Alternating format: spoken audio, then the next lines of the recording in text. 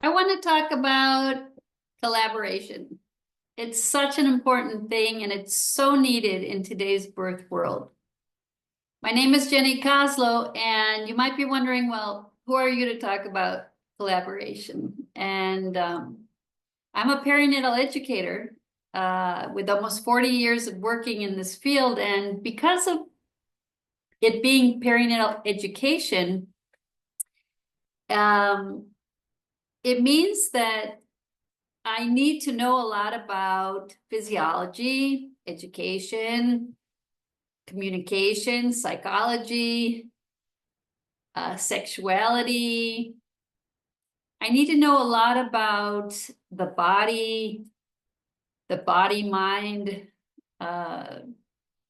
connection. There's just so many things that make up perinatal education that, lucky for me, during my life and the lifestyle I have, which is I travel a lot and I've lived in many places around the world, doors have opened for me where I've been able to learn from other professionals. And that means that I make an effort to attend conferences, congresses, events with gynecologists, with nurses, obstetrical nurses, with midwives, with doulas, with physiotherapists, with perinatal psychologists.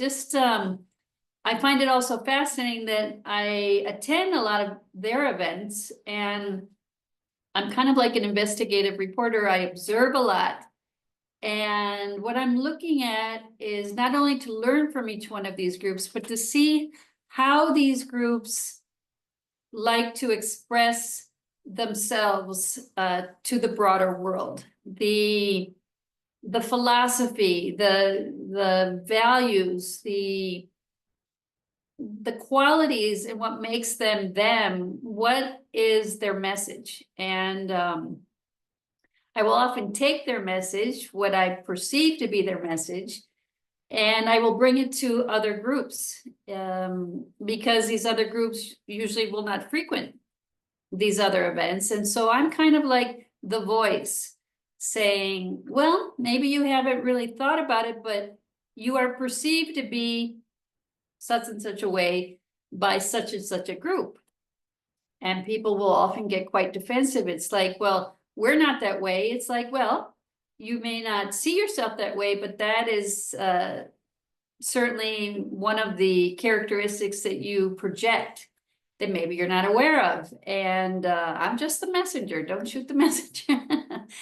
And I think this is a way to unify a little bit and help those that care, because many people could care less what anyone else thinks about them. But those who are really struggling to be accepted, recognized, and validated in the birth world, they, I feel, are quite lost in knowing how to open these doors so that they could collaborate for the sake of the gestational family. Because after all, we do have that in common, all these different groups. We all really do want what we perceive to be the best for our patients, our clients, and our students. So I find it all fascinating. I think there's a lot of challenges, and I think the first step is being open to hearing how one's group is perceived by others. And being flexible and adaptable, which is a sign of mental health, not being rigid, and being able to say, well, what can we do to be less threatening to some of these groups? How can we genuinely show our interest in wanting to do things as a team effort? And I think we can do a lot if we just have that intention of being open and humble and wanting to learn how best to approach other groups so that we can work better in a more collaborative way. I'm not going to speak a lot today. I actually do conferences, workshops, where we work on this topic for hours and hours, and we end the workshop really with concrete ways to move forward, actions we can take in order to extend our hand across the aisle to other groups. And because what is collaboration anyway? It's the desire to help, to support those causes or those groups or those individuals who, of course, we all need support and help. We can't do things all by ourselves. We're social beings, and we ourselves need that. And of course, we want to model to others what we hope will be the way that we're treated by others towards ourselves. No? So today I just wanted to kind of mention a few things. I think the attitude of needing to be right. I think our egos really like to be right, and in order to be right, we need to make someone else wrong. I think in our evolution, it makes total sense that we are suspicious of those who are different. I think that was necessary and may still be, but I think we can make the effort to move past the stereotype. It's very dangerous, these generalizations, and see the human being behind the category, the label, the profession. Oftentimes we talk about the system, and I mean, what is the system if it's not made up of different individuals, human beings that make that system? And oftentimes when we talk about the system, we forget to see that maybe you are the anti-system, and that is also a system. So anyway, I know that this is difficult. I feel that many professionals are very resentful and hurt. I think it's been very difficult for certain new professionals to be accepted as the professionals they are, and this has been very painful. I think I mean, everywhere I go, I have many doors closed because my specialty, among other things, is what I call perinatal communication. And I'm just talking about how to speak to the gestational family in that during that maternal year in a way that is congruent with the empowerment we want to convey to them and make them feel self-confident and more able to make decisions, blah, blah, blah. And I mean, this is so general and important for everyone, but I will have nursing associations say absolutely not. She's not a nurse. She can't come in. Midwives, absolutely not. She's not a midwife. We don't want to learn from her. Even though they don't have the specialty of perinatal education, their pride will make them not open themselves up to wanting to learn from specialists in the field because they're not one of them. Many times there's just this fear of the other. How can we expand and grow and just become our better version of ourselves if we don't recognize that every group, every different way of engaging in this life has something to offer, and that will help us be more expansive in our ability to reach others. I mean, if we don't know how to deal with those who are different from ourselves, I mean, everyone's different from us. Our great skill is seeing what makes each individual unique and special. And I think if we could apply that to other birth professionals, it would be great.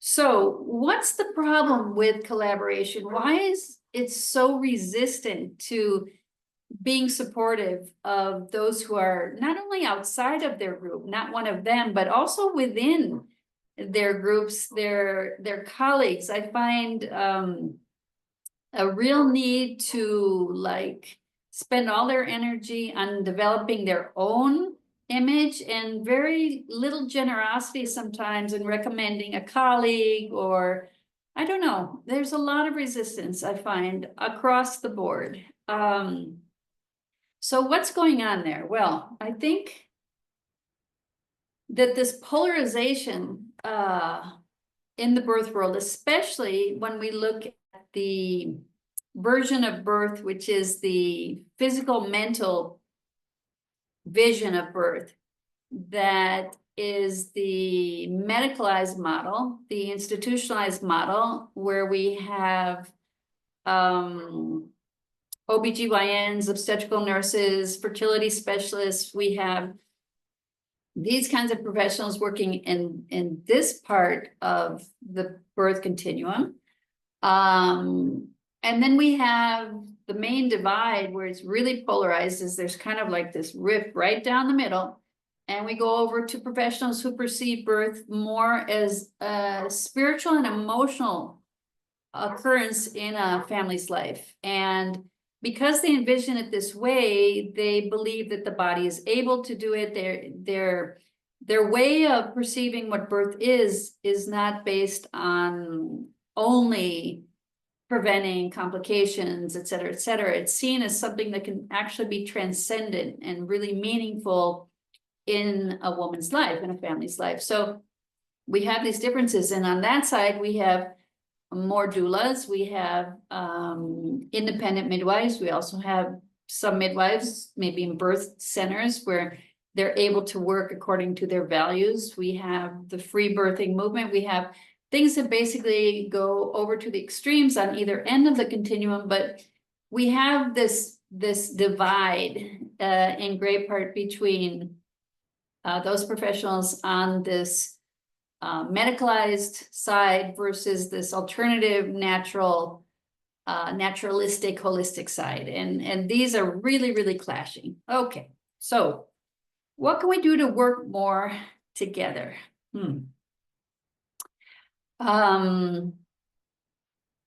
I think when I think about it, I wish the doula movement, which has been such a successful movement, had started out by asking help from the establishment, from the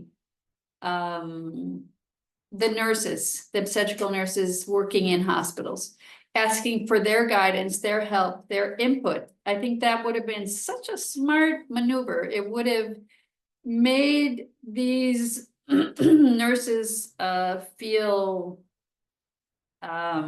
recognized, and actually they don't feel that way.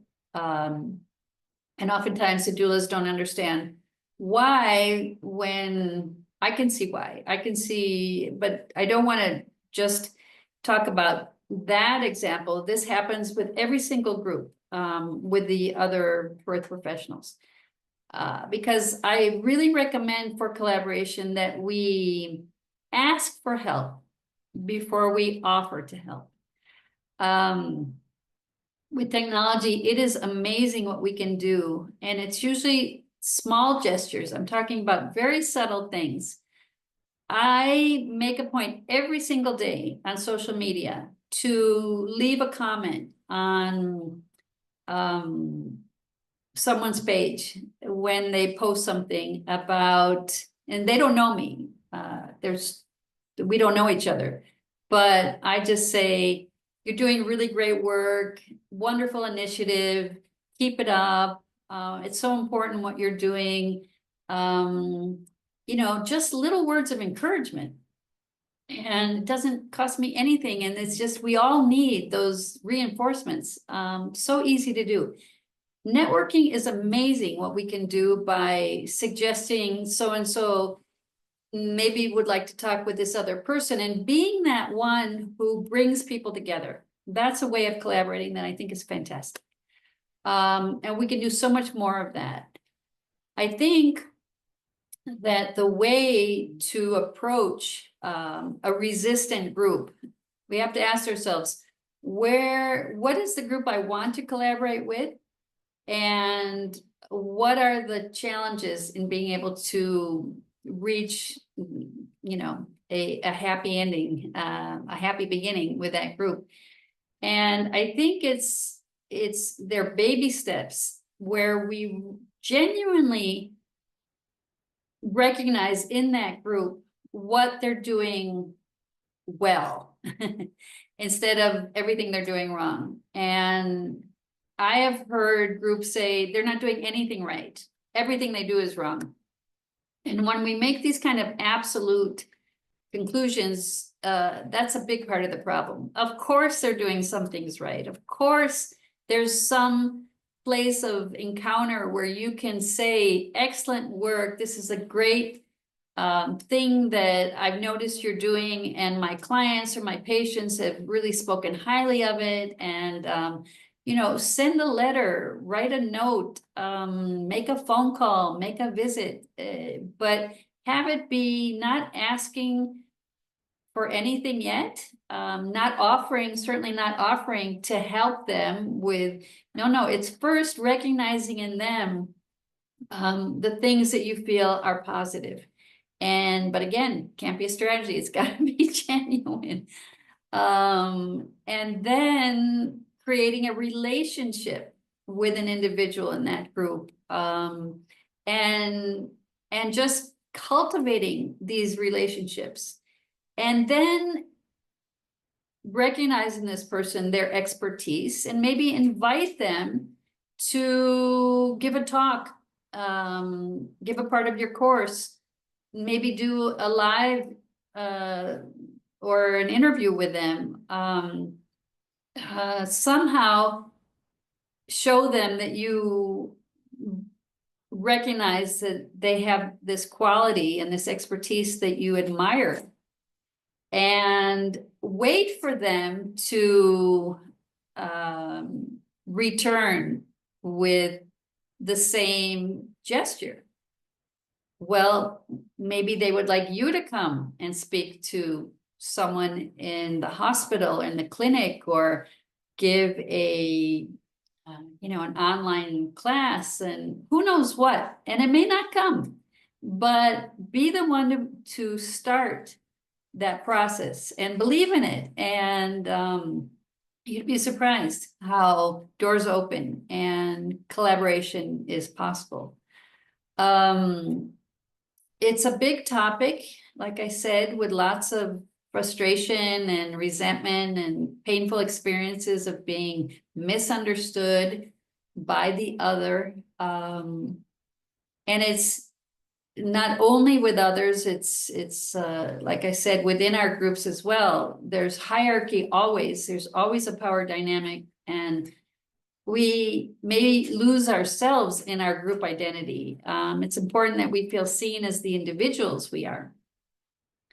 So we always need to work to kind of even that playing field a bit, and create support groups and solidarity with those who can relate to how we feel about things, but we have to feel that we have a voice. Many of these groups are disempowered because they have not been given a voice, and their frustrations are your frustrations. Believe me, so much of what we see as the problem is the same problem that I'm seeing in their particular group. Everything that is being accused of these others on the other side of this division is also what I see very much happening in their same groups as well. So we have contradictions, you know, and I think those contradictions are really hard for us to deal with. We see other professionals doing things in a way that we would do it differently, but we also need to see things that we believe that they're doing with good intentions, and that may be a contradiction in us, and it might create a bit of kind of, we're not being loyal to our cause. But I think we need to be open that way in order to achieve anything. And one of the things I do when I do workshops on collaboration is we talk about our values. We talk about what makes us a good professional, to try and realize that the values of those who see birth as obviously it's a mental and physical experience, but they also give a lot of importance to the emotional, spiritual aspect of it. We see these professionals valuing things like autonomy and self-expression and individuality and affection. These things are really important values of that group.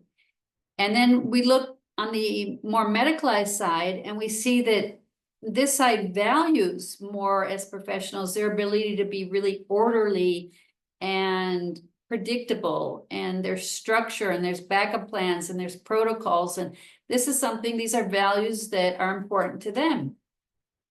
And then we see the qualities of these professionals. We see a lot of empathy, good listeners, all these things on one side. And on the other side, we see dependability and consistency and other things in the way these professionals express themselves as professionals. And when we look at it that way, it's really the differences between us.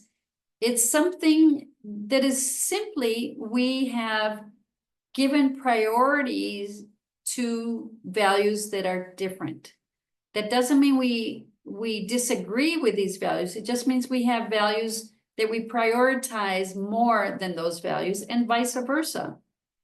And it doesn't mean that we're good professionals and they're not. It means that we have certain strengths in what we value in our profession that are different than your strengths and things you value in your profession. It doesn't mean that any are better or worse than the other. That kind of ability to see what unites us, but these are just differences, that doesn't make us less able to work together, I think is one of the things I use as a grounding exercise to work from there. So collaboration is something that I guess I'm asking people to just really think about what a family expecting a baby, what services they need around them in order to have the best possible experience. And we realize that all of our services that we offer are important and necessary, and that together we're stronger, and together we stop bickering so much among ourselves, and we can use all that energy and focus on that family and not on the frustrations that we're having with our colleagues, with other groups in the birth world, et cetera, et cetera. But I think it's important also to realize that even though in that circle of care around that gestational family, all of our services are very necessary and important, but they're not all equal. And that means that those care providers that have the biggest responsibility to assure the well-being of the mother and the baby have a higher level of authority.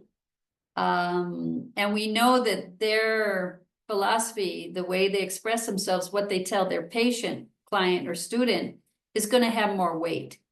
And I think it's okay to realize that what each of us does is important, but there are some who have more responsibility than we do, and that needs to also be honored.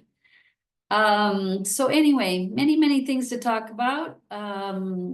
Hopefully you'll think, gee, I could do a little bit more to collaborate. I could maybe try and be more open-minded, maybe try and see the positive in other groups of birth professionals, maybe reach out and at least not with this with divide and conquer attitude, you know, us versus them, good versus bad, the good guys and the bad guys. I mean, at least stop using that kind of language, because all that's doing is cementing the division. And I really think we can work together more. I think we need to get over our hurt feelings, and we have to decide, do we want to be right and sit in our rightness, or do we want to kind of be humble and make that first step, and try and build something